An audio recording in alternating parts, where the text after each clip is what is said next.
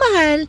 American diner ba ang hanap mo na nagsaserve ng masasarap at malalaking chicken, pizza, seafood, special pancit, lumpiang Shanghai, pork and tofu at mga dessert at napakarami pang iba't ibang masasarap na pagkain na pagpipilian? Dito lang yan sa Filling Station Bar and Cafe, located at Burgos Avenue, Poblacion, Makati City. I'm sure that you may start to lose yourself in this 50s to 90s style diner with all the amenities that comes with it. This is also the home of legendary milkshake and unforgettable meals. Perfect place din to in any types of events that you never experienced before. Like this 21st birthday ng Del Rosario twin na si Limuel at Nathaniel. They meet the magic deliciousness of the Filling Station Diner. Every visitors join for a nostalgic trip through the 80s and 90s vibe. This is a perfect diner talaga where the ambience is inviting us the friendly faces